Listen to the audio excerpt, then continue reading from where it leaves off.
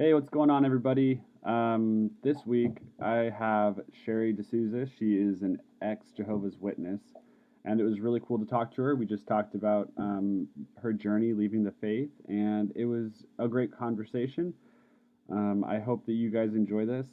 I need to let you know I might not be posting podcasts quite as regularly. I'm kind of deciding what I want to do right now. I might stop doing Mind Melt podcast.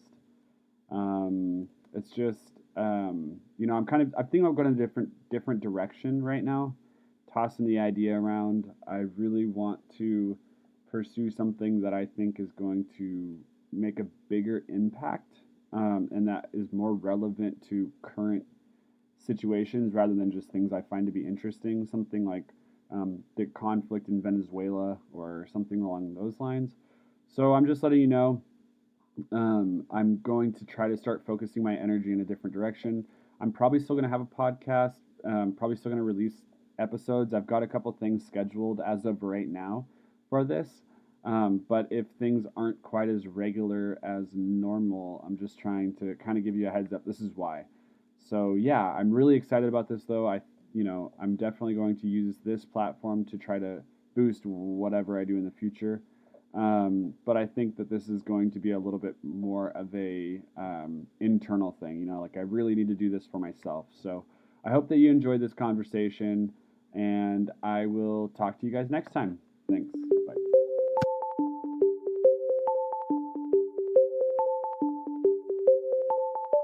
We have come here to expand all minds.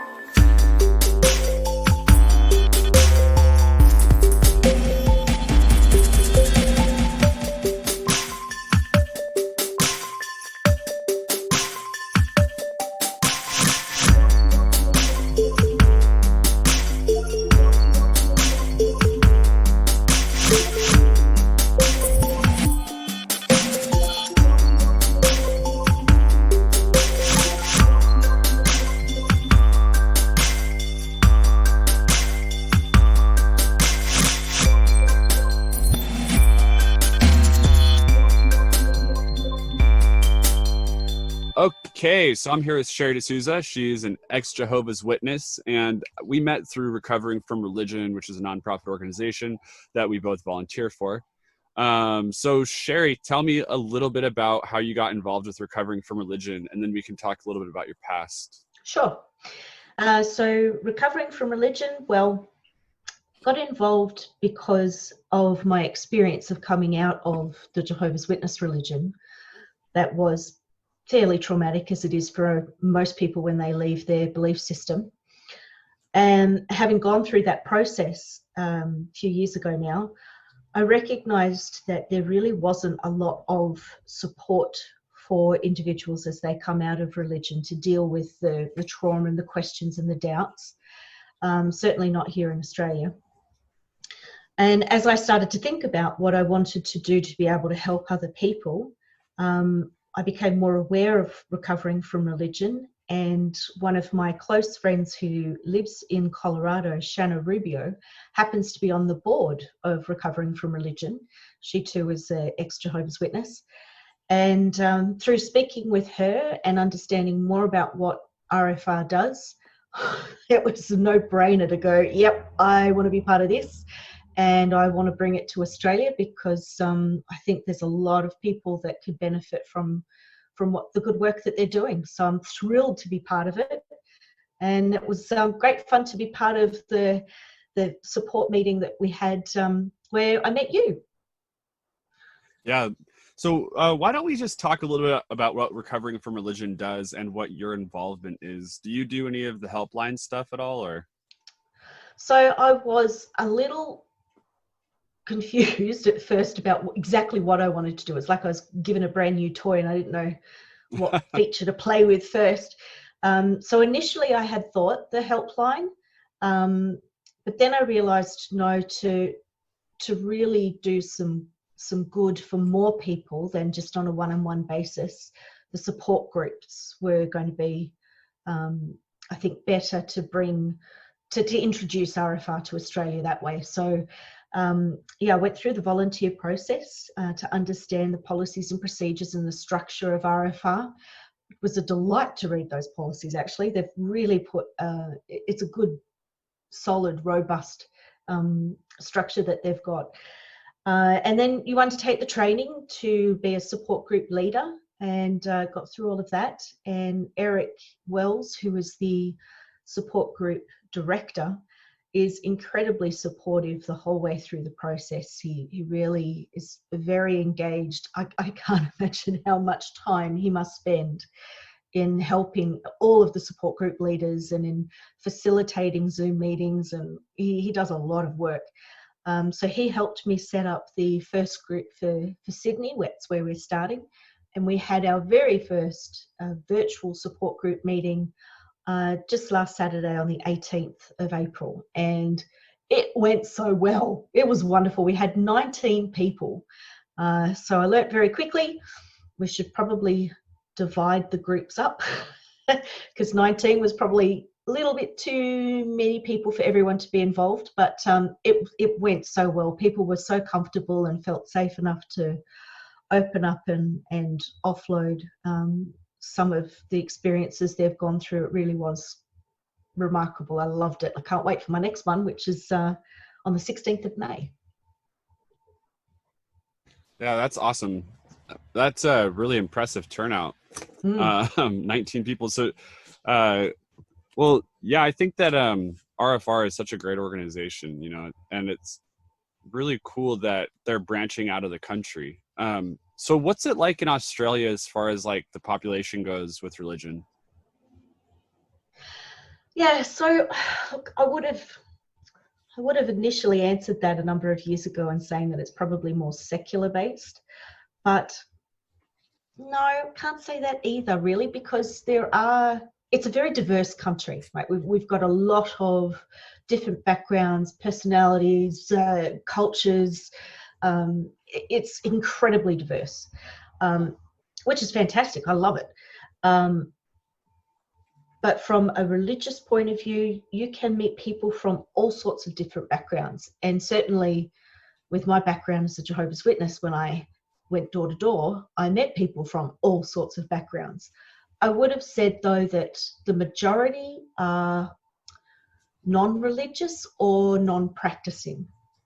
So you will come across some that are staunch Christian, come across quite a few Muslim, all sorts of different Christian denominations actually. But by and large, Aussies are very, she'll be right, mate, everything's fine, don't really need to go to church. So church attendance isn't huge here. How many churches would you say that they're like in the United States? I know you've been here, but there's churches on every block corner. You know, is it pretty church? Not like that. No. Like that. Like I went through Philadelphia and Pittsburgh, and I saw that phenomenon. Yeah, just churches everywhere, and we also were in Louisville in Kentucky. Yeah, and yeah, it that really was noticeable to me. You don't notice it as much here. There's still a presence, absolutely, but I wouldn't categorize it at the same intensity level that you see in the States. There are pockets of it, and it does reveal itself in the politics. But I'm still learning about all of this, Eric, because having been a Jehovah's Witness, where you are taught to be neutral towards politics, I was so uneducated. I didn't understand how voting worked because we're not allowed to vote. So I'm still trying to learn and understand how politics works and how religion has an effect within the Australian climate. So I'm probably not the best person to ask those questions of. Oh, that's okay. Yeah. So do you know by any chance whether or not the Australian government gives tax privilege to religious institutions? There are tax exemptions, yes. Okay. I am aware of that. We do have a charity commission here in Australia, and religious organisations can apply for tax exemption, and they get it. So, yeah, that's Interesting. definitely happening. Okay, so let's talk a little bit about Jehovah's Witness and kind of just what that in like denomination is, and like some of the tenets and what differs from like Christianity, and if you know, I'm not sure if you're really familiar with Christianity, but versus like Mormonism. Yep. Yep. So Jehovah's Witnesses do claim to be a Christian denomination. They adhere to the Bible very strictly. I would call them Puritan, really, in that way. They're very literal about the Bible, and they take it as a source of pride that they stick to the Bible so rigidly. And they model their ministry work on what Jesus set out in Matthew, Mark, Luke, and John. So they follow that, and they claim to be as all religions do, they claim to be the only religion that is sincerely and honestly following what the scriptures teach. So yeah, there's a lot of doctrine, a lot of teachings that, because of this very rigid view about the Bible, leads to such things that most people out there will know about Jehovah's Witnesses. I think for people that haven't had much contact with Jehovah's Witnesses, the two things they'll inevitably or invariably know is that witnesses will knock on your door on a Saturday morning, or they refuse blood transfusions. They tend to be the two things that people know the most about Jehovah's Witnesses. There is a lot that people don't know about the religion, and that is surrounding the amount of harm that it causes their members. And that is what I'm very passionate about doing, is raising awareness around those abuses, because people just don't realize how harmful this particular version of Christianity is. And when I say that, the areas in particular are, well, there have been books written on this, so how to summarize this succinctly. The organization has a very big problem with covering child abuse, and that in recent years is becoming more well known. Obviously the blood transfusion issue, where people can lose their lives from adhering to this rule. In fact, just recently with everything that's happening with coronavirus, we've learned that one of the therapies that is being explored and researched on is convalescent plasma therapy. And you can hear where I'm going with this. Jehovah's Witnesses have already been instructed that that is a treatment they cannot accept. So that can very well involve their life. That's crazy, because it's not even blood. I mean, it's not. Well, blood. Eric, you say it's not blood, and you would be technically correct. But it's technicalities. Yeah, but, well, no. What you've just demonstrated is a level of education to know that plasma is a component of blood. In fact, all it really is a fluid that suspends antibodies in. That's where your antibodies are. That's a very simplistic explanation of it, but it's certainly not blood itself. It actually doesn't contain any blood cells. So, but that is not what Watchtower is the overarching corporate organization that controls Jehovah's Witnesses. So you'll hear me frequently refer to Watchtower. So is Watchtower, it's called Watchtower, is that correct? So the full name is Watchtower Bible and Tract Society of Pennsylvania. That's the full, when it was set up in the late 1800s, that was the initial name. But this organization, they're masters of all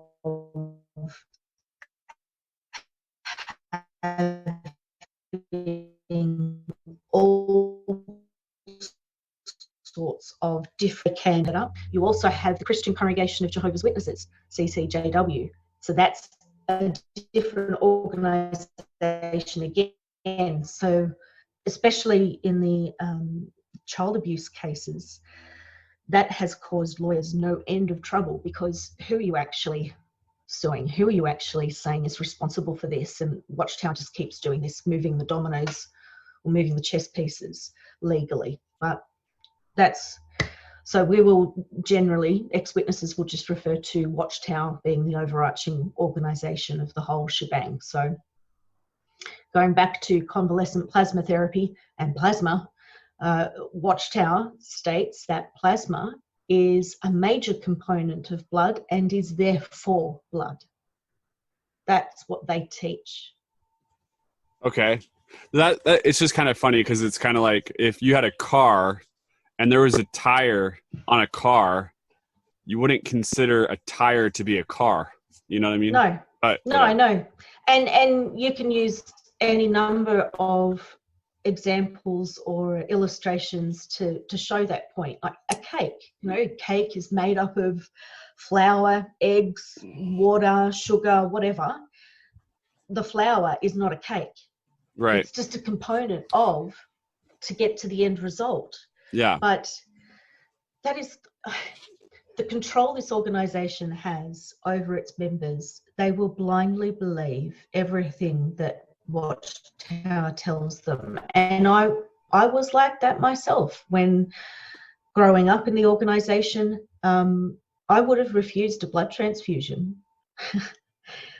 on the basis of what I had been taught as a Jehovah's Witness. I know differently now, but not back then. So in Australia, in the United States, I believe in the entire country, if someone brings a baby in that needs a blood transfusion, the courts will actually override the parents on that. Do they do the same thing in Australia, or? Yes. Okay, that's good. At least there's that. They can, yeah. Well, at least there's that. You're right. So yeah, the courts can do that, and there have been cases where that has happened. But there's just terrible loss of life, really. I can recall when I was a believing witness. I was going to say it's unfortunate because, it's kind of like children. When the government overrides the children because it's not, I guess, sane, it's not medically, it's like they do it because it's a form of abuse, really. But when an adult needs a blood transfusion, they say, well, that's, your choice, essentially. But at the end of the day, people are kind of, I don't want to use brainwashed because it's like maybe a little bit too loosely, but they're brought up with this background. We just lost signal. Oh boy. Can you hear me now? I can hear you now. Yes. Okay. You froze for a bit there. Yeah, I'll start over. So what I was saying is if an adult is brought in and they need a blood transfusion, it almost makes sense to me that the government should override the adult's decision too, because they were indoctrinated into that and it's not scientific. You know what I mean? Like, it's not really their fault that they don't know better, because they were brought up since they were children believing something that's not true. I mean, I'm kind of like one of those people that I have a hard time knowing at what point should the government step in and shouldn't step in. But I mean, in something like that, where it's like, it's so medically, I mean, there's so much scientific evidence behind it. There's so much proof that you need this, that there's nothing weird or mystical about it. You'd think that there should be a point in which the government can say, listen, you're going to thank me later. You know what I mean? But yeah, well, I understand where you're coming from. I also work in healthcare with melanoma, and I'm mentioning that because it's a similar argument. There is a lot of evidence to show what the treatments are for melanoma, and yet you'll still come across people that would rather take a natural approach to their care, and they refuse to have what the recommended therapy, the scientific-based, academic-based therapy is. And it's that same argument really, as far as blood's concerned, is that people can make bad choices. And the weird thing about our human race is that we have to allow them to make those bad choices. Even if they're bad, those bad choices can cost them their life. And it just, I totally hear where you're coming from, because I now feel so differently about the blood issue. And it just seems like an obvious thing. If you're in an accident, if there's some kind of trauma, if a woman who's pregnant, what she needs is a blood transfusion. But I have known of women who have just given birth and then died because they hemorrhaged and refused blood. It's just tragic. And then a child is denied getting to know their mother. Yeah. Yeah, that's tragic. I mean, So that's one process that there needs to be. Oh, sorry, I think we're having an internet glitch. I don't know. The internet's been very spotty because of this coronavirus. I don't know if it's been that way for you too. There's a little bit of a glitch. Yeah. It was this morning actually, but then it got better. I had to actually block. I did hotspotting from my phone. That's what I had to do. Try and get it a bit more stable, but it seems to be okay now. Yeah, all these things we need to do.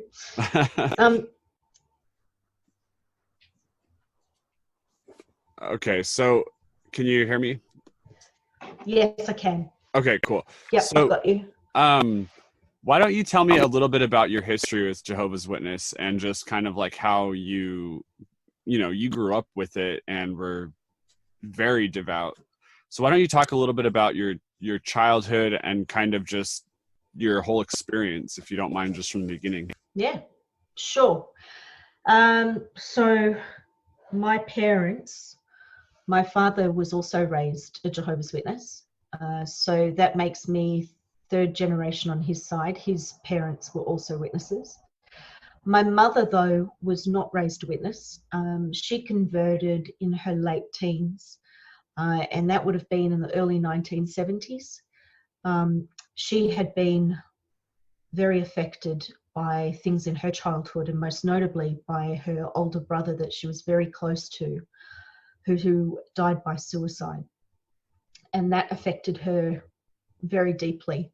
So when she was contacted or learned about the witnesses through a colleague at work, and learned that they teach that those that have died will be resurrected and they'll be brought back to life on a paradise earth, she thought that she'd get a chance to see her brother again.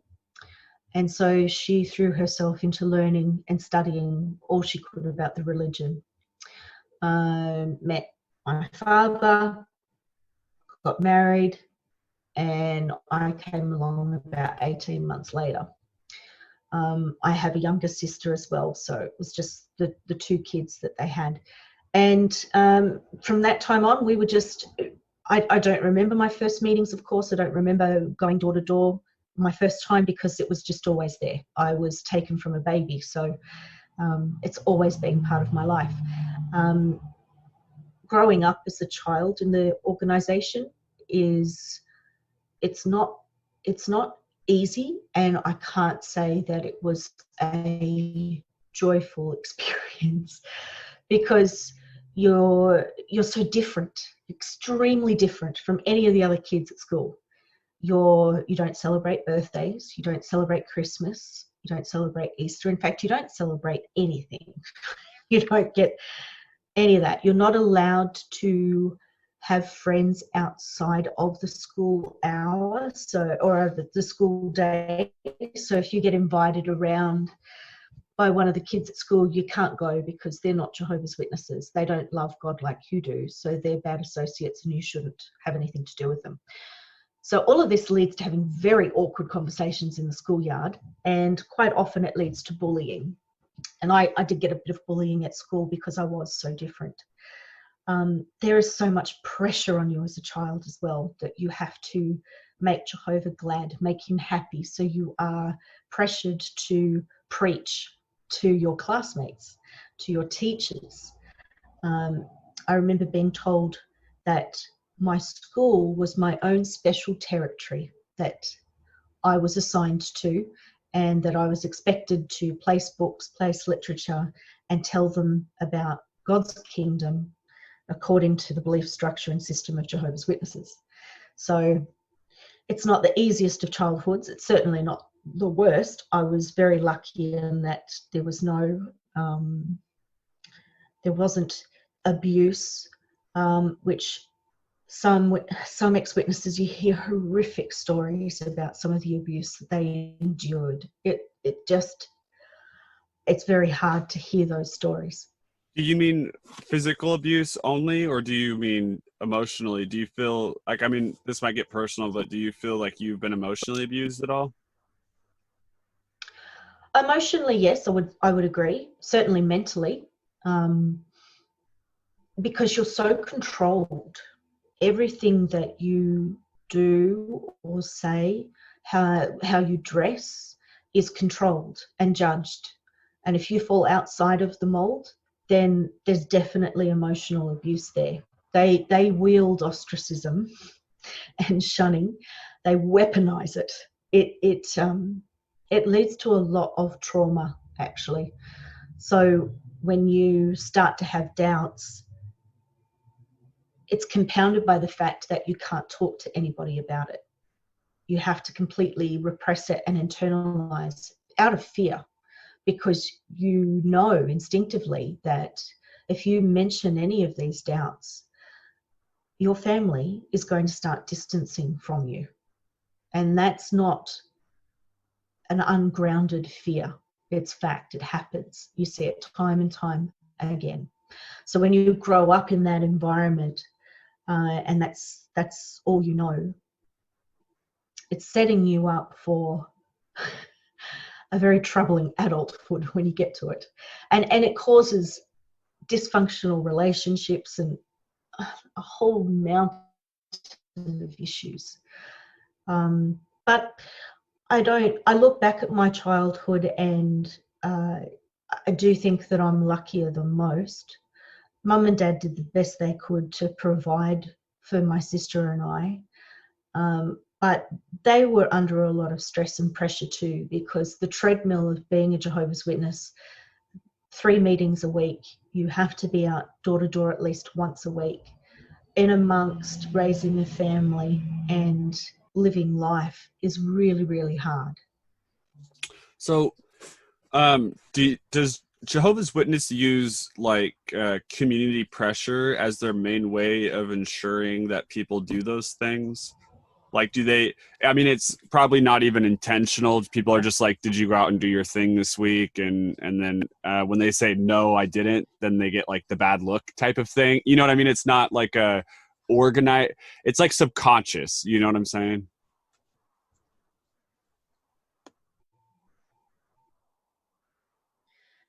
So there's a bit of that, yes, but then there's also a structured nation will have a number of elders, and they are the, I suppose, so the organisation will say they're the shepherds of the flock. They're really just the rule keepers to make sure everybody's doing what they're supposed to be doing. They get supported by ministerial servants that are kind of like, I suppose, deacons you'd relate them to. And so the congregation is run by the ministerial servants and run by the elders.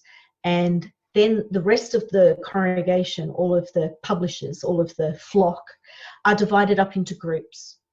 And you have an elder overlooking that group. And that elder is watching to see how much you do. If you're answering and participating in the meetings, if you're out in field service or not, going door-to-door ministry. This is something that most people don't know about Jehovah's Witnesses, but you actually have to report your time, how much time you spend going door to door. You fill in a little slip at the end of the month, and you account for how many hours you did, how many magazines you placed, how many books you placed, how many Bible studies you conducted, how many return visits you did. Return visits were when you Yeah, right. And you did this every month, right? And you gave that little slip of paper to the elder. If he sees that the hours have dropped, or things are, you didn't report much time, you'll get spoken to. If you miss reporting, if you don't hand in a report, you become an irregular publisher. And an irregular publisher is considered to be spiritually weak.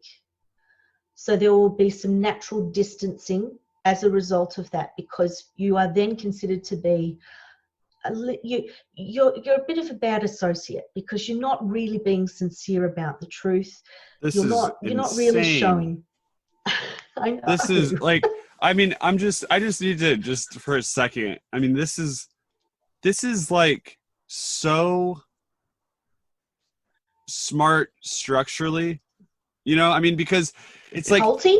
it's ingenious. I mean, it really is. You take a group of people, or you take someone, you introduce them into a community where they almost entirely have to associate, because normal people probably aren't going to be interested in associating. And I'm assuming that maybe you're, as a Jehovah's Witness, you might not be interested in associating with the other people either.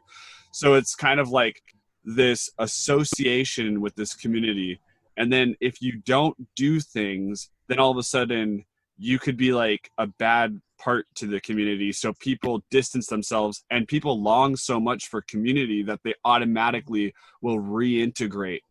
And that is just like, I mean, that is insanely structured. I had no idea. I'm not really familiar with Jehovah's Witness, so this is like, wow, that's amazing. I mean, that is so it is cool. incredibly Yes, it is. Like I see it now, of course, but at the time I just went along with it. I'm at my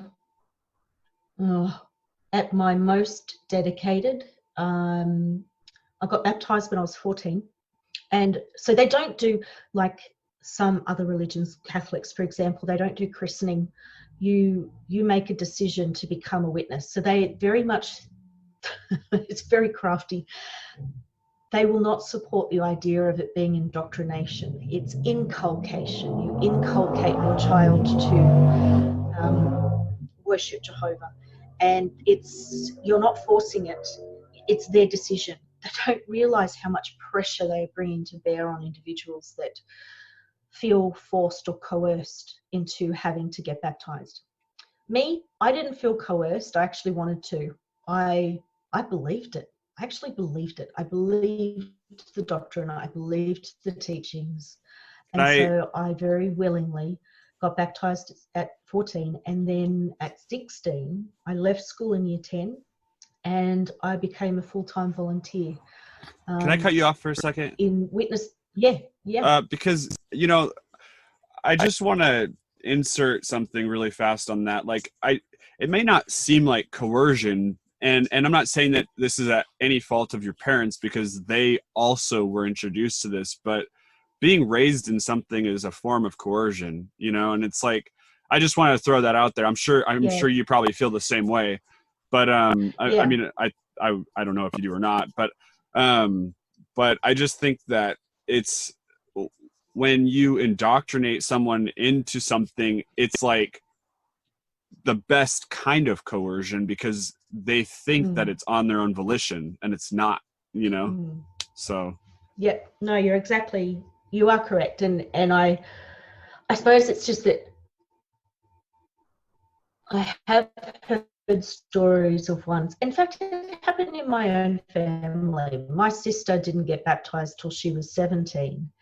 And the amount of it was enormous. Like, there was such an air of expectation. People expected that she would do it.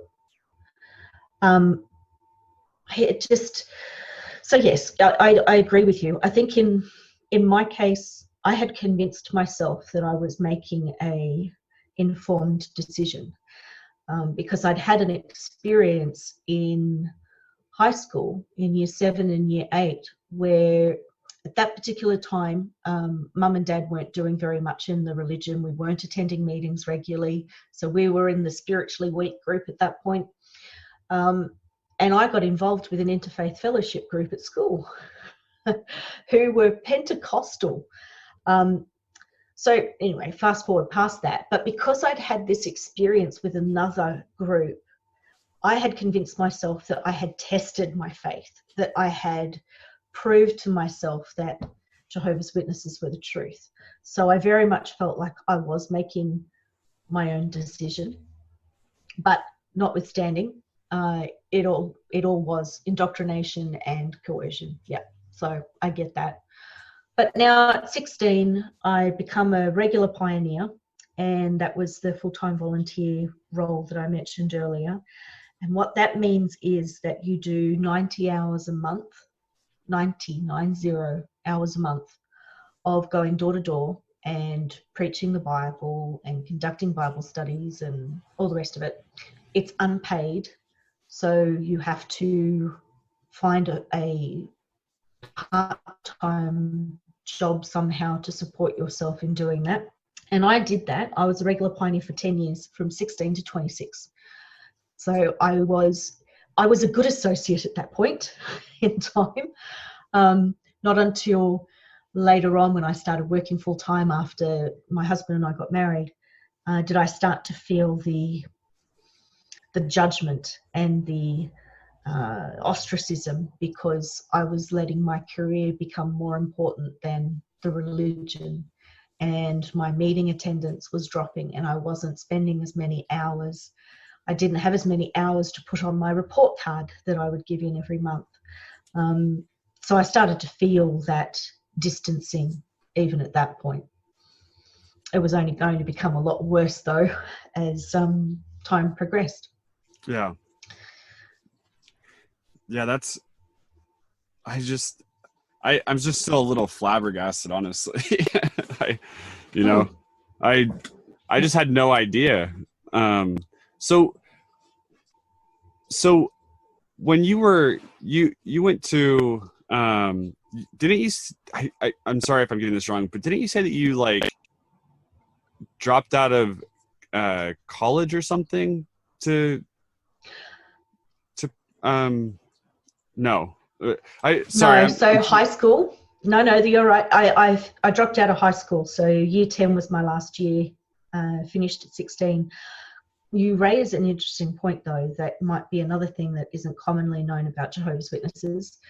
College and university is strongly discouraged. Oh, okay. You don't want to be getting an education. That's so sad. I know, it really is.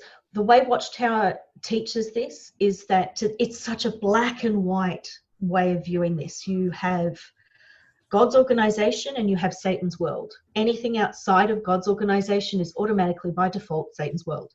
That means that all universities, all colleges, any higher education organizations are part of Satan's world. So why would you want to go and get an education from that? Why would you want to go to one of those institutions that are going to soak up all of your time so that you don't have time to worship Jehovah? You don't have time to go to the meetings. You don't have time to do your pre-study and your personal study, and you don't have time to go door to door. So it's strongly, strongly discouraged. Yeah. So that will not often come across witnesses that have gone to college. Wow. Where's the fun? Where's the fun in the life as there's got to be good memories that you have from being a JW. So where was the fun? Yeah, and you're right. There were fun times. I don't remember too many fun times really as a child. Just a lot of pressure. My memories of thinking about my childhood was just pressure. The expectation to perform. But I do look back very fondly on the years that I pioneered. When I was 19, I left home and I went to serve in a congregation that had a greater need, congregation that didn't have many pioneers, and had a lot of population to go preach to. So I moved to that congregation and moved in with 3 other girls that were also pioneering, and we had a blast. We had a lot of fun together. Yeah. As much fun as you can have. Yeah. Walking door to door, pounding the pavement. We got along really well as a group of girls, and we had a lot of fun together. And I do look back fondly at that. It's sad now that I don't have any contact with them anymore. Oh man, I've that breaks left my the heart, religion. That breaks my Yeah. heart. My best friend, the whole time I was growing up, he was my absolute best friend. He was raised pretty fundamentalist Christian, and so they believed in the 6,000-year-old Earth and all that jazz. And Right. when I became an atheist when I was 16, and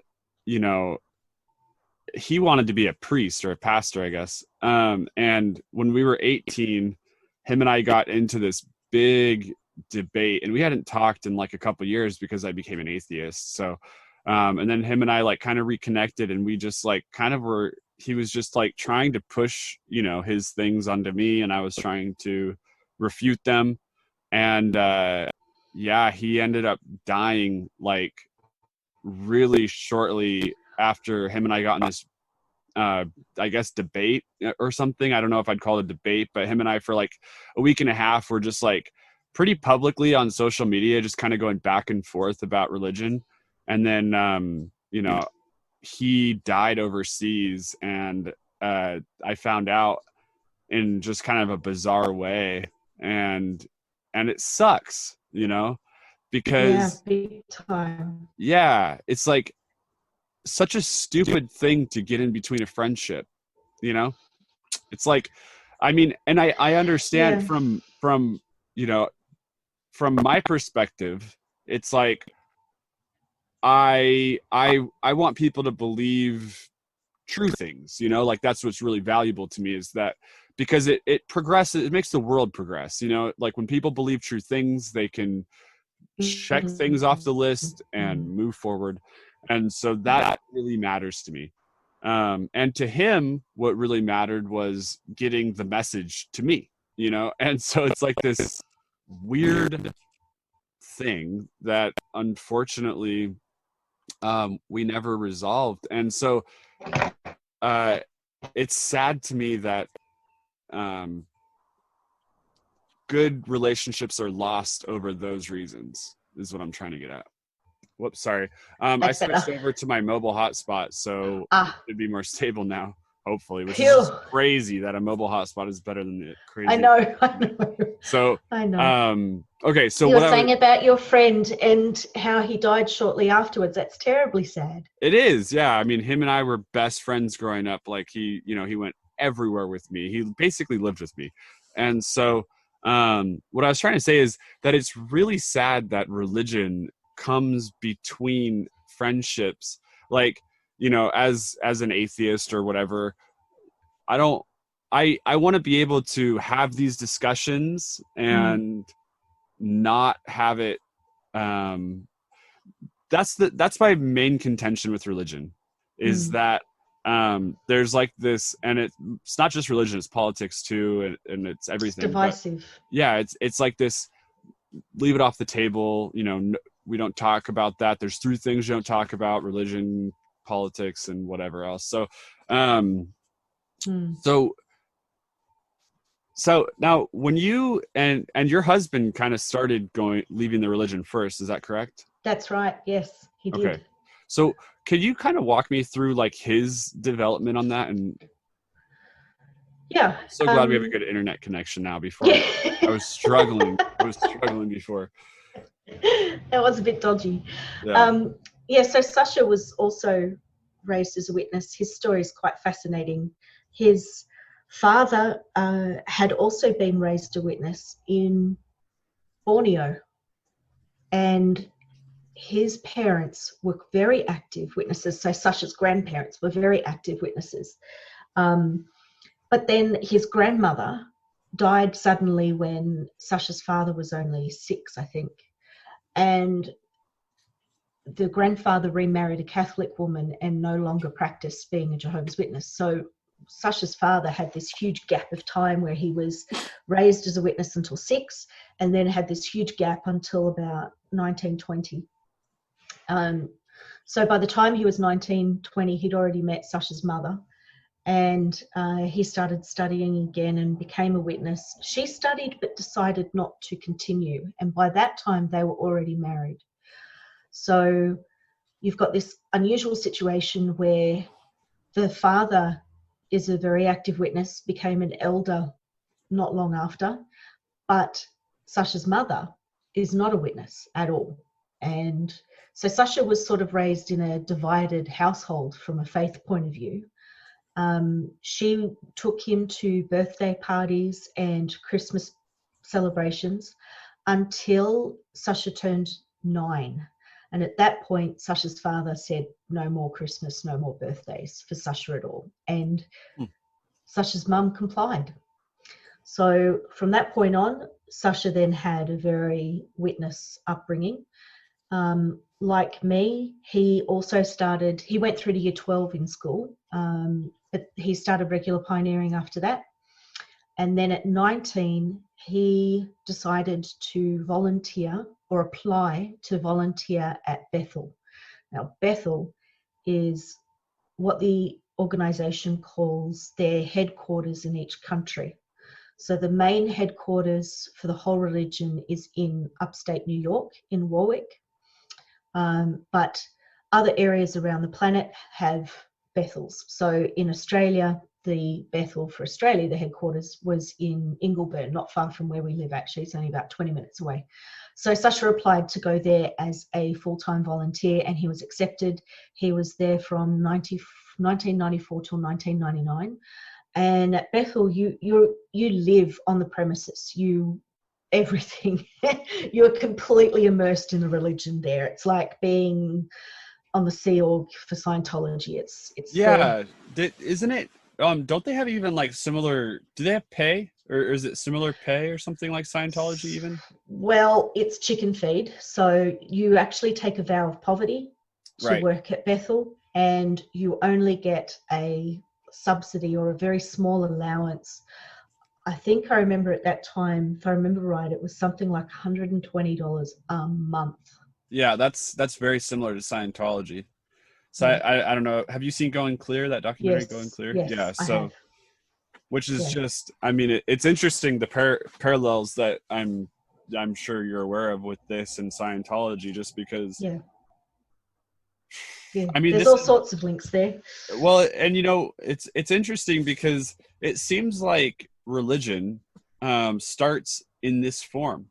Mm-hmm. It starts in the cult form. Basically, it starts in a very strict, very rigid, super rules. Most of the time they probably start out with everybody like with each other. Yeah. And then it kind of, as it grows, maybe it gets a little bit more like loose, quote unquote.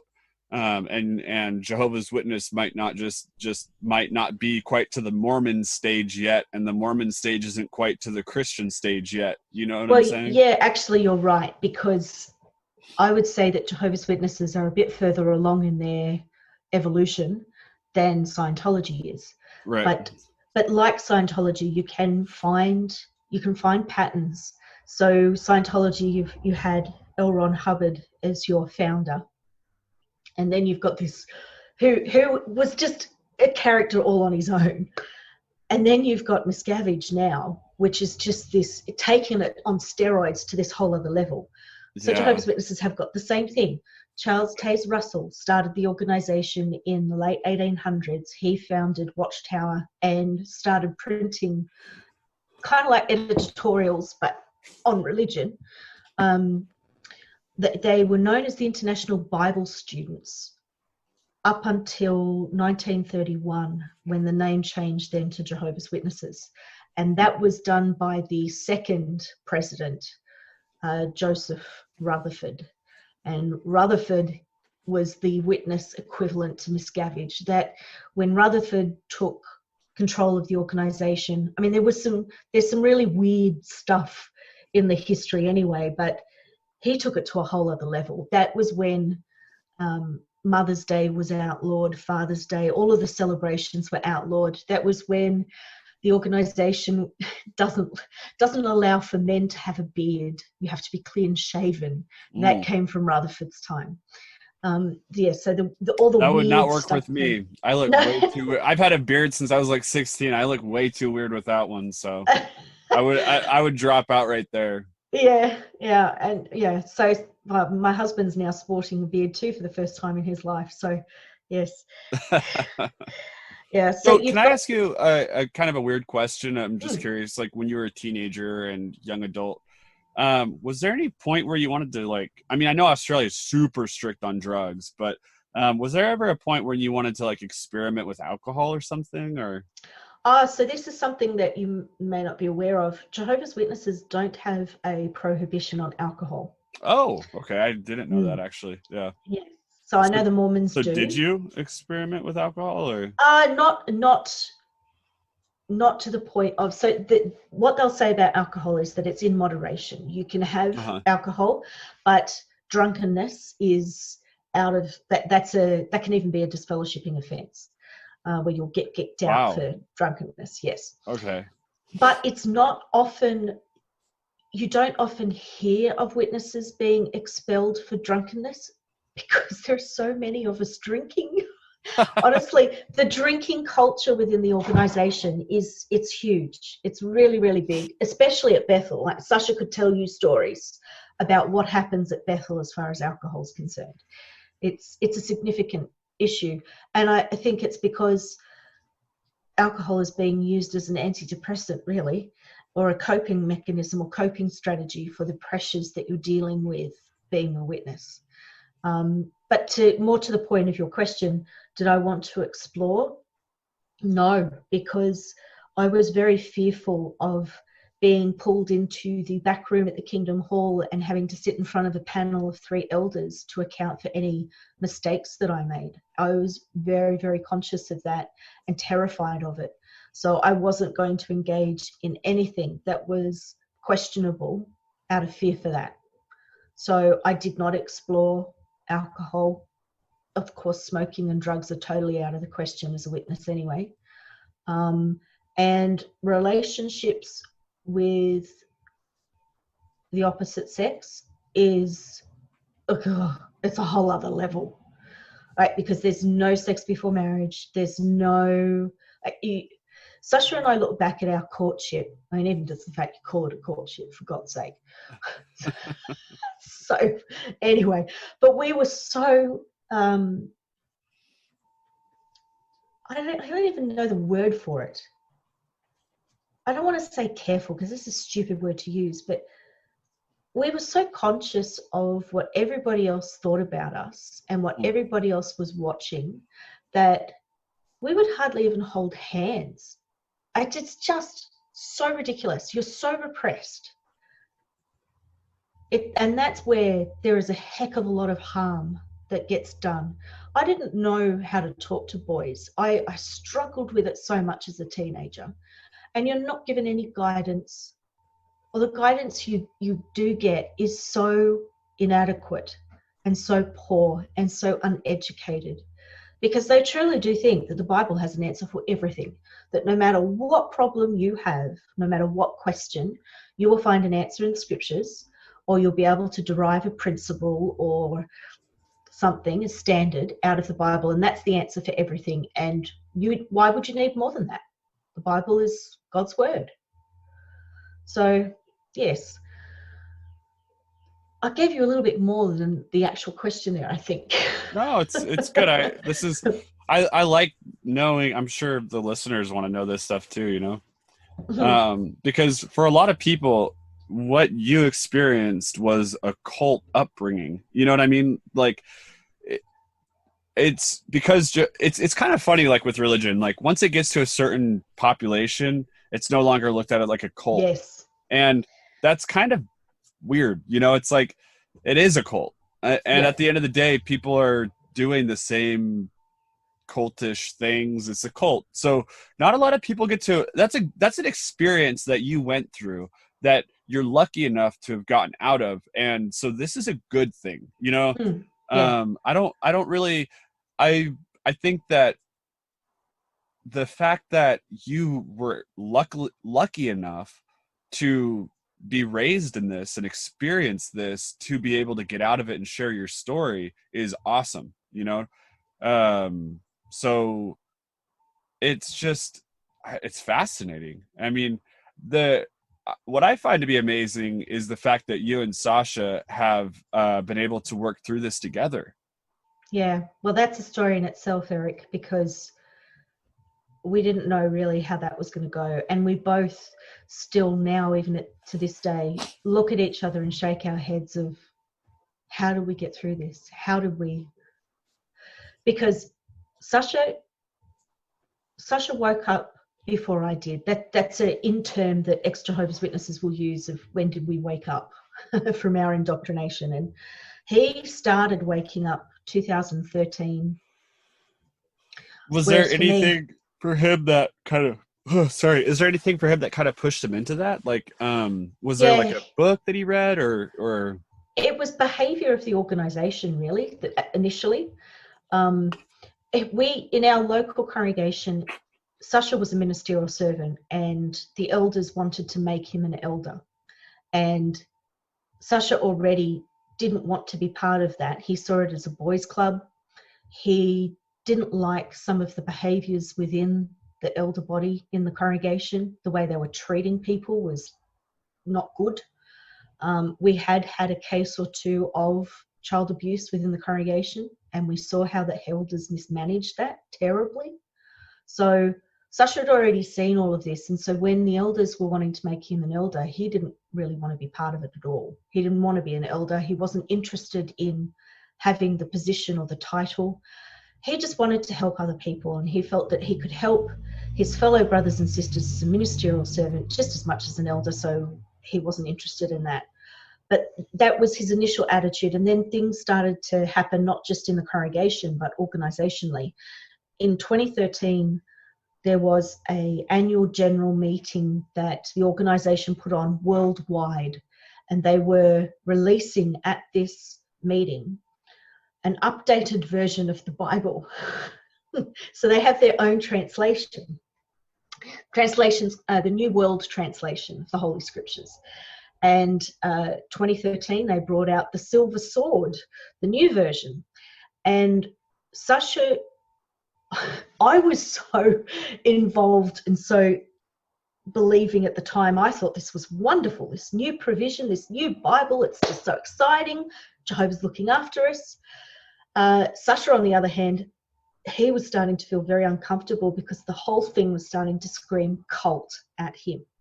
Just the way that whole meeting happened, how some of the talks were given, some of the claims that were being made. Like one of the governing body said that this version of the Bible had God's blessing on it. You know, that they'd worked so hard to produce millions of Bibles so that it all could be launched and released at the same time. But, you know, they were doing it at a time that it wasn't great for printing, that if you don't have the right humidity, if there's too much moisture in the air, it won't work very well. And, you know, we're doing it at the worst time when there is a lot of humidity. But that particular August, it was the best weather possible. See, Jehovah looked after us. Like they were making that kind of leap on weather patterns and Jehovah's blessing on getting this new Bible out. And to Sasha, that just smacked of, this is really weird. This is not right. And that's where it started for him. And unbeknownst to me, in 2014, he started to reach out to other ex-witnesses, even while he was going to every meeting and doing everything and was still a servant. And I had no idea that he was doing that. In 2014, there was an international convention. The international conventions, these happen every 5 years. You have huge masses of Jehovah's Witnesses go to a stadium or something like that for about 3 days, 3 or 4 days, and they just have talk after talk after talk of all sorts of different things. So 2014 was an international convention. We went down to Melbourne for it, and there were 75,000 Jehovah's Witnesses at this event. And I was all excited because I was going to catch up with these pioneer friends that I'd been with when I was 19. They were all coming over from Perth, and Sasha was in the foulest mood. He seemed to get crankier every day. I realise now it was because he was fully awake and he was just really struggling with the whole thing. In fact, by this time, because he's reached out to other ex-witnesses, he's joined up on some of the forums, and he puts out on his iPad, is anyone else here? And has a little meetup of ex-witnesses during the convention. That is awesome. I just think that's so cool. I had no idea, right? He's just disappeared, walked off for a little while, comes back. I'm like, yeah, okay, yeah, fine. He's just had a media, hilarious. That is so funny. So it was like other people that were afraid to come out to their family or something? Yes, exactly. Others who knew, who were awake, who knew this whole religion is not true, but they're so trapped. Crazy. Yeah, that's sad. I mean, it's so sad, but it's so, wow, that's insane. Yeah, so that's what he was doing. And even back in the regular congregation, the regular meetings, he would be on his iPad talking online with other ex-witnesses during the meeting. Yeah. It's so bad. But anyway, things moved on to then 2015. 2015 was when the shit hit the fan. First off, the elders have now got jack of him not wanting to be an elder. They think he has an attitude problem, and they end up removing him as a servant. 6 months after that, in the June of 2015, we had a regular pioneer sister working for us. We've got a home office, home business, and we were employing her one day a week to do the bookkeeping for Sasha's business. This particular day in June, she fossicked on the work computer and discovered that Sasha had not logged out of the ex-witness online forum. And she saw his profile, what his name was, and she saw the type of comments and posts that he had been putting up. And she went and did then what any good Jehovah's Witness would do: run off to the elders and tell them. And that's exactly what she did. We had no idea until the next day when we get this phone call from her saying that she's resigning from working with us. And Sasha and I were bewildered. We're like, why? What's happened? I didn't know what to think of this whole situation when she's just out of the blue saying that she can't work for us anymore. And Sasha asked her why, and she says, you know why, and then hung up. So it was then it was what? It was very awkward. Yeah, I was going to say, because, I mean, like, if I was in your situation, I'd be like, did you, like, try to come on to her or something? Or, you know? I don't know what to think, right? Yeah, that's like, bizarre. What's going on here? He tries calling her back. She refuses to take the call. So he ends up calling her father, who's one of the elders. Oh, my gosh. Right. And he tells Sasha, we're all so upset. We're all so distressed. We had an emergency meeting this morning about it. You've been looking at apostate websites. And I'm watching Sasha's face. I can't hear what this elder's telling him. And he looks horrified. He then has to hang up the phone and tell me, oh man, that this is why Alyssa's left. It's because he was on apostate websites and he's freaking out over how I'm going to react to this. This is so heartbreaking. I mean, man, you got a good one though, because he stuck with you and like stuck with the pretending. I mean, I could never do that. I'm like not the kind of person. I mean, like I just can't pretend. I'm so bad at pretending. My parents are super religious. Well, I got in trouble because I said that on a recent podcast, and they're like, "We're not super religious," but I tend to think that they're pretty religious. So they're religious. And Right. when I was 16, I mean, I was like, I couldn't believe them that they believed it. It was like, so I'm just, when I left the faith, I left. It was like not surprised. I mean, there was nobody left in the dark. I was like telling everybody, it was like, so I commend him, because I know that he did it because he didn't want to hurt you. That's love. That's a good thing.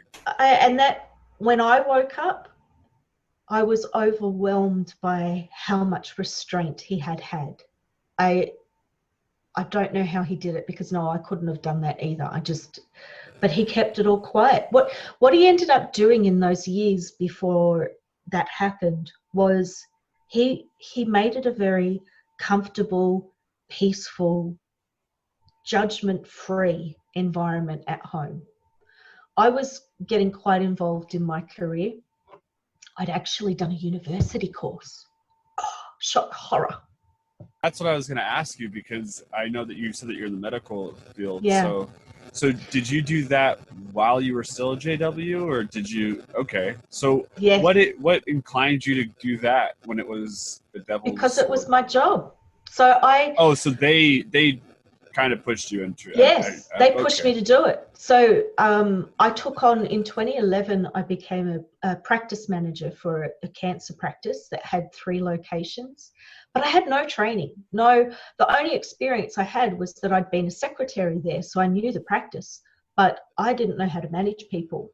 So just really fast, what was it like for you working in a medical practice when they don't even really believe in that kind of science? I mean, they do believe in getting like medicine. Well, we may not. So what's the thing about the blood transfusion though? What's the hang up there? So they take very literally scriptures in the Bible that talk about returning the blood to the earth, like after Noah, after the great flood, in Genesis. When he sacrificed an animal, it was returning the blood to the earth, making sure that the animal was bled properly first, because they take blood as being something very important, that it's sacred, that it's only because of Jesus' blood at the sacrifice that we have any hope for the future. So they've made blood this holy, sacred thing. Okay. And then they take Acts 15:28 extremely literally, where the Apostle Paul apparently said that we were to abstain from fornication, from things sacrificed to idols, idolatry, and blood. Right? Now, he's talking about eating blood, because that was the practice back then. Right. No one had any idea of blood being used medicinally. Sure. But because Watchtower has such a black and white view on things here, they will say, well, if you're an alcoholic, does it matter whether you drink it or you inject it into your veins? It's still the same thing. So what's the difference? If you're not going to eat blood, then you shouldn't be injecting it into your veins either. That's their rigid view on it. As far as medicine is concerned, they want to benefit from medicine. If there's anything that can be done to address ailments, diseases, whatever, they'll take it, just as long as it does not involve blood. But they don't believe in evolution, right? No. Okay, so I'm just curious, how, if they believe in medicine, how do they rationalize evolution with things like viruses and, that's evolution. So I'm just curious if there's if I don't expect you to have an answer to that question. I'm just curious if you've ever heard of any good rebuttals or any. I mean, they can't be good, but if you've ever heard of rebuttals. That's the thing. They're not good rebuttals. They don't debunk them. They can't debunk them. But is it just like, so I went to a Christian school growing up, and so for me, and I went to a fundamentalist Christian school growing up. So they believed in a 6,000-year-old Earth and young Earth creation and stuff like that, Noah's flood, all that stuff. So for me, it was like when you'd ask questions that were heavy hitting questions, which I did often, which actually was a good thing because it led me to Richard Dawkins, which made me lead to the faith when I was 16. But so when I would ask questions, and if they were big, heavy questions, it came out as like, well, that's like a deception of the earth to try to test your faith. Is it kind of like those lines, or? Yeah, it would be similarly. They're not young earth creationists. Oh, okay. They do believe in creation, but not that it was 6 literal days and that the earth is only 6,000 years old. They believe that those creative days were periods of time, and they have changed this now and then. It's actually unclear what the current view is, but if you look at what they last said on this subject, each of those days they believe were thousands of years long. That the term day was not referring to a 24-hour period, but it was referring to a chunk of time. So at most, I think you could say, if they think that one day was, say, 7,000 years, then you'd be saying it's 56,000 years old, perhaps. But so not young Earth, but definitely creationist. That's young compared to what the Earth is. Correct. Yes. If it's 100,000 years old, that's super young. If it's 1,000,000 years old, that's super young. Yes. And because of the way they think about the Garden of Eden, everything that happens in this world, whether it's evolution as a theory or whatever, medicine, anything, it's because of imperfection. Because if Adam and Eve had not sinned in the Garden of Eden, then we would all be living in perfection now in a paradise on earth. So because they didn't, they sinned, then imperfection came into the world. And so all of the problems we have, all of the different teachings and theories and variety and culture and everything is a result of imperfection, and not what God intended. You would think, though, that by trying to fix disease and fix the imperfection and stuff like that, you're challenging God. Well, yes, I take that on. These guys are really arrogant, though.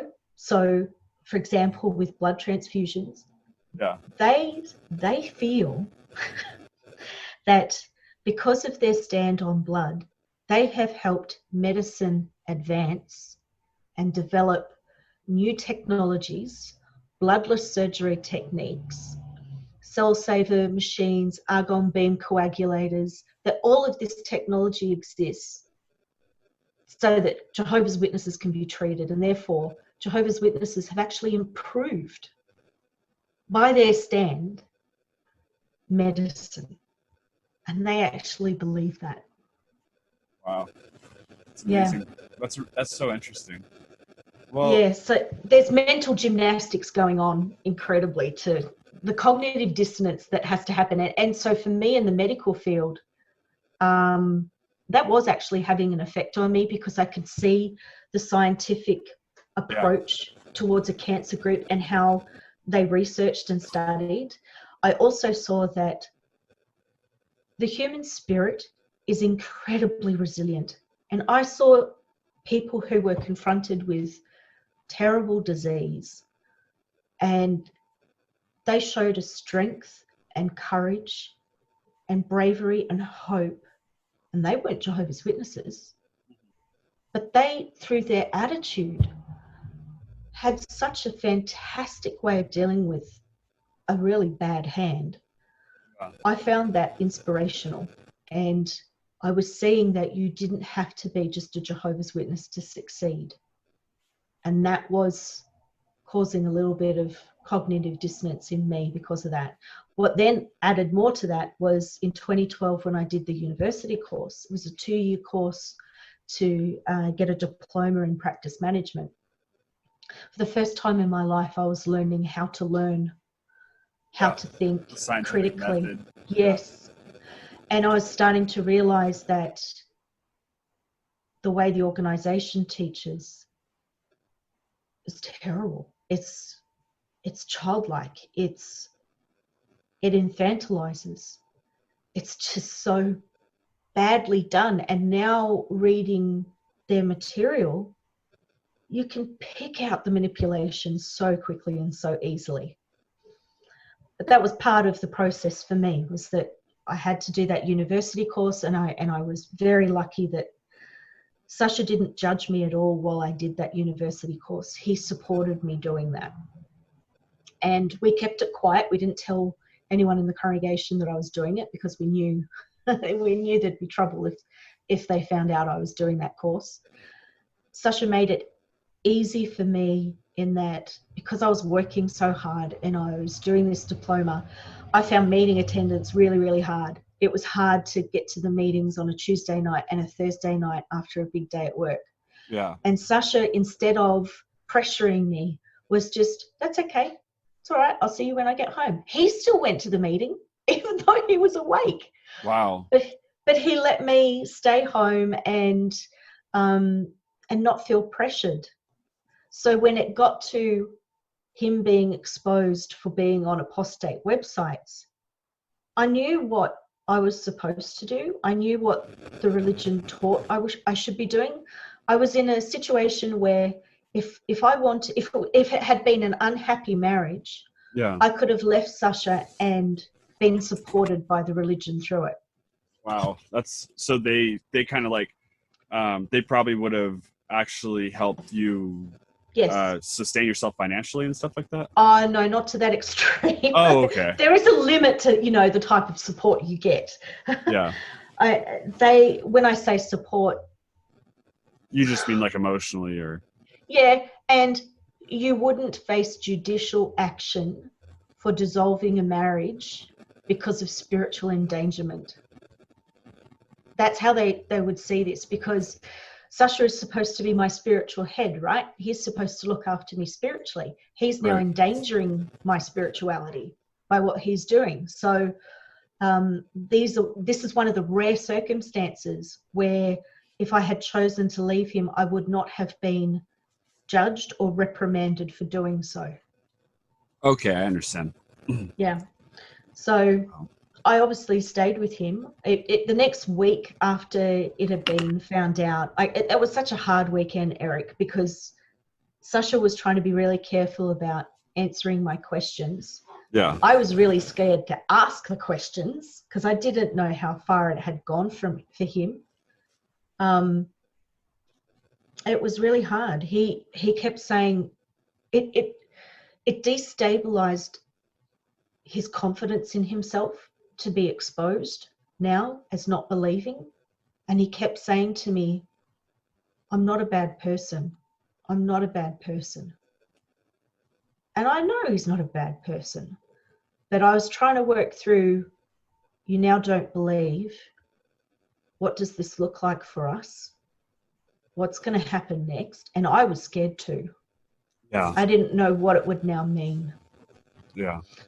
The elders tried pursuing him. They wanted to have a meeting with him, and we both knew that if he went to that meeting, he would be disfellowshipped and things would get very difficult, a lot more than they already were. Sasha, still to this day, I'm amazed that he got away with this, but he basically told the elders to stop harassing us, and that if they wanted to talk to him and have just a friendly chat, fine. But if it was on a judicial matter where they were going to judge him, then not doing that. And he kept saying to them, respect appropriate boundaries. This is not appropriate. You are harassing us. So he's never been disfellowshipped? Well, not at that time. Oh, okay. Okay. We have been now. Yeah, well, I mean, that's what I guess I just didn't really understand like what that Yeah. meant. I didn't know if that was like some, but So they didn't disfellowship him at that time because Sasha threatened legal action. He threatened that if they continued to harass, that he would take legal. And it's not so much because you're kicked out. It's because of the ramifications, the implications of what then happens. you then lose everyone, your entire social network, the whole thing, the moment you become disfellowshipped. Right. And that's what we were trying to avoid. So yeah, he wasn't disfellowshipped at that point. Just, we went to the meeting the week after, and I have never been so uncomfortable in a Kingdom Hall before, because the rumour mill had gone berserk and everybody knew. And the way they looked at me, the way they looked at Sasha, I felt so uncomfortable. One of the elders basically stood guard over us at the beginning of the meeting and at the end of the meeting. And it became obvious even to me that he was doing that to protect the rest of the congregation, so that Sasha, as an apostate now, would not get to influence anybody else. So that was the last meeting we went to. The next week, Sasha asked me, says, "Do you want to go?" I went, "No, I don't want to go. I don't want to see these people that are so," and nobody, Eric, while all of this is happening, no one reaches out to me to ask me how I am. They're not interested at all. They've battened down the hatches. They've identified the wolf, saying that Sasha's the wolf, and me, I'm just collateral damage. I don't matter. Nobody reaches out to me at all. That is so sad.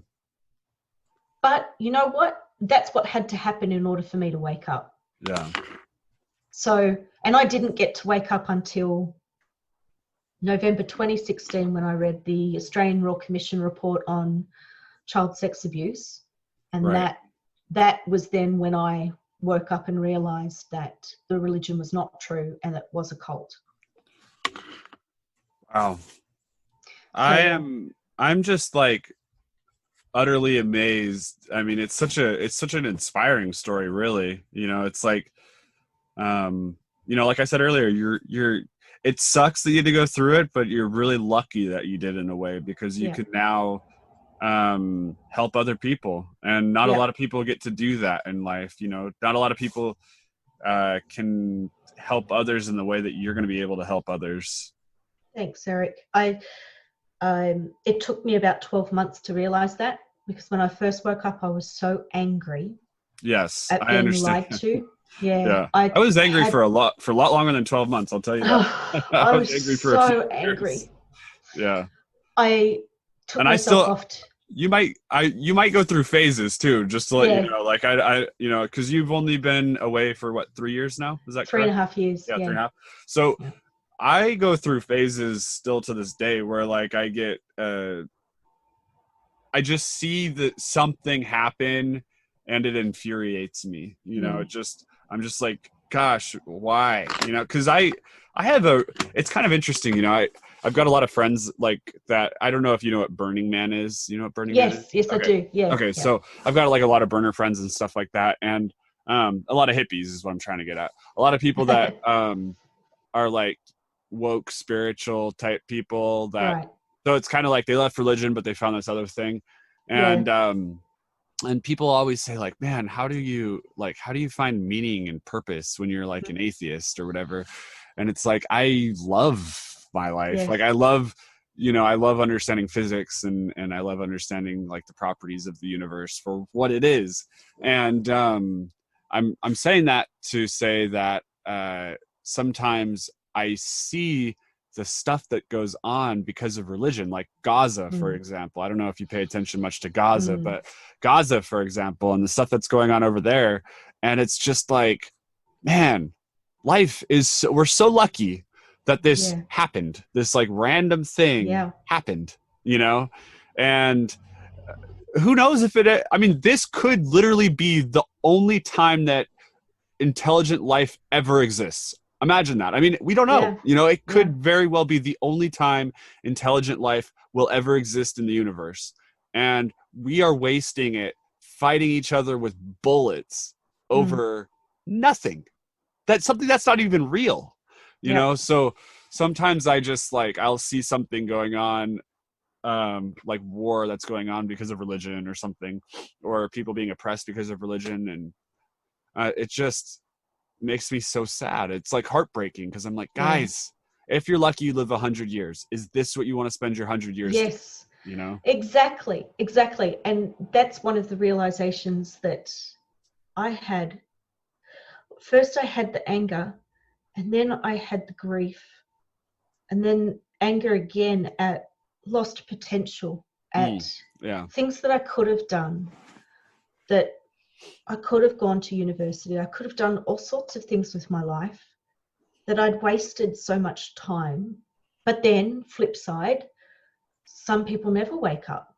Yep. Most people don't actually. So I could still be trapped in there. And then finally, it starts to give way to excitement and joy and just curiosity and learning things for the first time and trying to explore, what do I think about various things. And then you have this really odd thing happen where you realize that now I'm actually more of a moral person than I Yeah. ever was Yeah.